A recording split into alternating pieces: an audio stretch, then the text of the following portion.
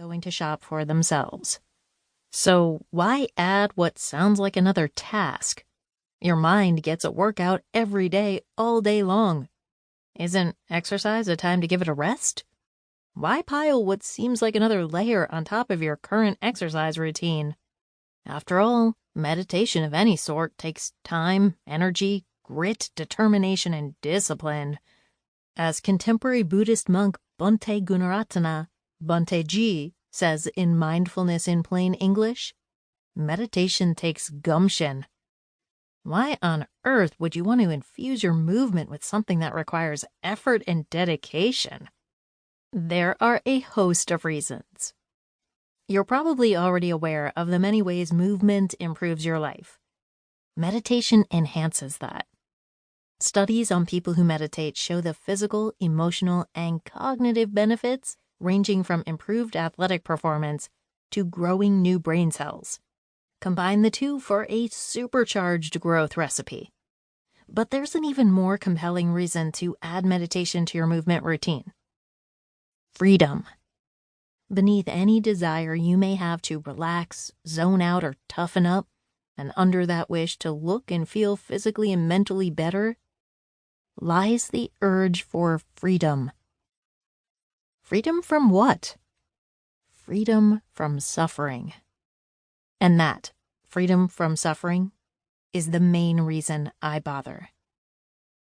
During the winter, after I turned 49, a social media post by a high school friend caught my attention.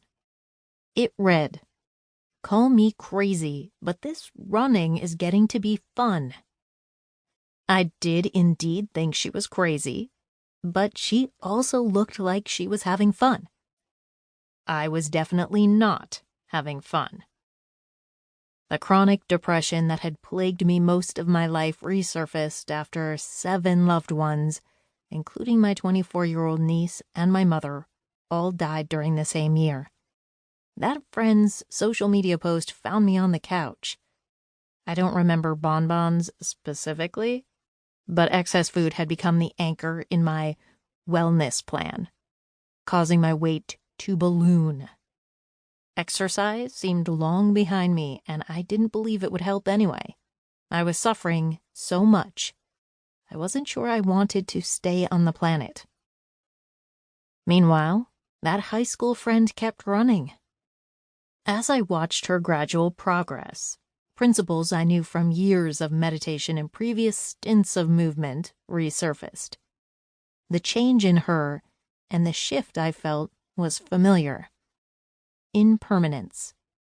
Her progress and my interest reflected the natural ebb and flow that's always happening, which many of us never notice. Her online training plan said, 60 seconds of jogging. It's not all it said, but that phrase stuck out like a mantra.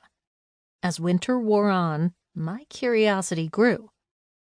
One March weekday, when my husband, Ed, and most of the neighbors were at work, I pulled on faded, tight workout clothes, picked up a digital kitchen timer, leashed up our yellow Labrador retriever, Morgan, and walked to a secluded ravine in our neighborhood where no one could see us. I set the timer for 60 seconds, then stood long enough for the dog to wander away and water a nearby shrub. When I finally hit the timer button, it set in motion a series of changes so huge I can hardly believe them myself. But running was tough. In my first book, a running and mental health memoir called Depression Hates a Moving Target, I shared how a congenital ankle defect, my weight, one especially unhelpful medical professional, and my incessant, negative, chattering thoughts threatened to derail me. Some days I still hear that familiar refrain, "Who do you think you are?" I feel a sense of gratitude that before I found running, I'd already been meditating for 15 years.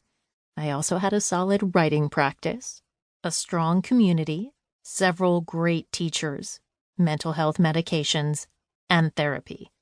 Movement rounded out that toolkit. I quickly realized I could meditate while I ran, infusing the thoughts and body sensations that arise.